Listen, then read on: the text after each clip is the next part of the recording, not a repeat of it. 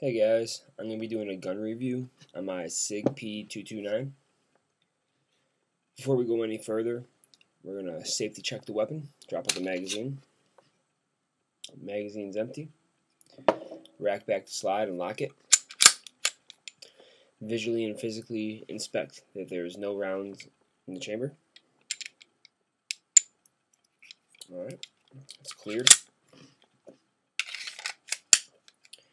Now, we're going to go over a few points. We're going to start off with weight. Now, this is the area that this gun is going to take a fall and take a hit. It's probably going to be the only area. The gun's weight, empty with magazine, is 32 ounces. Now, it's 2 ounces lighter than its big brother, the P226. But it's also a lot heavier than your Glock, Kel-Tec, Springfield. The list goes on and on and on, and any other subcompact weapons. So, depending on what you want to use this gun for, if it's going to be concealed carry, this might not be the gun for you. I mean, for me, it's perfectly fine. I can deal with carrying on a little bit extra weight. It's not that big of a deal. Size-wise, the gun is 7 inches long, and 7 inches long and 1.5 inches wide. So it's not too bad. I mean, the top is round, not boxy like Glock or an HK. So I mean, that makes it look good. It's a little more comfortable. Next thing we're going to discuss is the firepower. Now, this gun came with 2 rounds. Not 2 rounds, I'm sorry. 2 magazines. 2 rounds. And each magazine, I'm not sure if you can read this or not, holds 12 rounds right there. So, I mean, that's plenty. You shouldn't need more than 6 rounds anywhere you're going.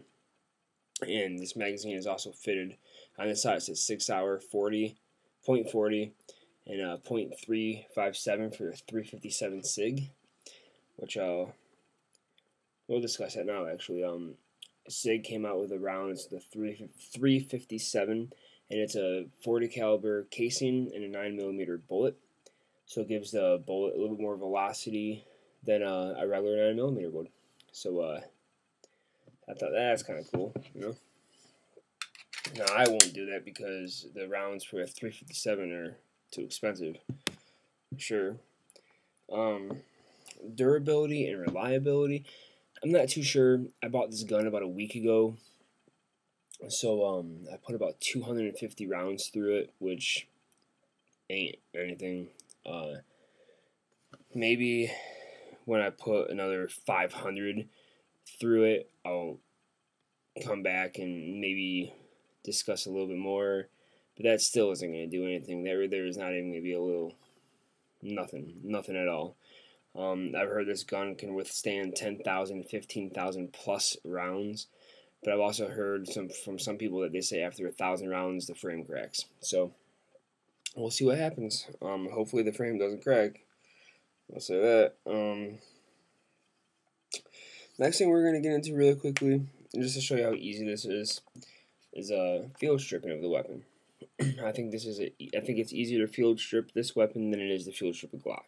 Personally, you know, some people are probably going to disagree with me, and that's fine. Everyone has their own opinions, but the Glock, how you got to do that kind of like you grab it and you pull the slide back a little bit and you do the 2 little levers on the side. This one you just rack the slide back, make it lock, pull out the magazine. Right here is a little lever. The lever's pointing sideways, point it straight down. It's 9 degrees, there you go, straight down. Release the slide. And first thing we're going to get into really quickly is the frame. Now, this right here is one of the reasons why I bought this gun. I was looking into HK, USP, different Glocks, the Glock 23, Glock 19, some Springfield XD, whatnot. And the thing was that wanted a gun without a polymer frame. I didn't want a plastic frame, and this is a aluminum frame. It's aircraft aluminum, as I've been told. And I mean, I think that might add a little bit to the weight, but it's good weight. Like I was how I told you, the gun's 32 ounces. It's good weight. It's very balanced, very nice. One thing that I thought was kind of strange about this gun is that there's no safety. No safety found anywhere on this gun. The only safety that I can think of in this gun, and I've also been told, is the trigger in single action mode is a 10-pound pull. So there's no way, if this is in your holster, if it's in your pocket, if you have a big jacket, you put it in the inside pocket, wherever you decide to hold this gun, carry this gun, whatever, there's no way you're pulling that 10-pound trigger accidentally. Sorry, that's not going to happen. It's a heavy trigger pull. Now, when the gun is brought back and the hammer's back, you got barely a pull at all. You got from there to there. I mean, it's like an 1/8-inch pull. And I think it was a double action was like a 3 or 4 pound pull. So that right there is going to make the round go off very easily. Now let's field strip the slide. Pull out your recoil spring. What's cool about this recoil spring is that it's a little bit different than your typical spring. It looks like it's a couple, maybe like 2 springs, 3 springs, something like that, kind of like weaved together or something. I don't know. I'm not sure if that adds to keeps like the recoil down a little bit. I'm not sure exactly what that does, but it's probably something that they patented and whatever. Pull the barrel out. Like I discussed earlier, this is a 40 cal weapon. You can buy a different barrel from Sig for that 357 that I was speaking of. How you can put 357s in the magazine. You could buy a barrel for I think like $200, somewhere around $200, give or take, probably like 50. And you can get a 357 barrel and put it right in your gun. It takes about 30 seconds to replace and change the barrel in the gun. And you're good to go. Just put the gun back together.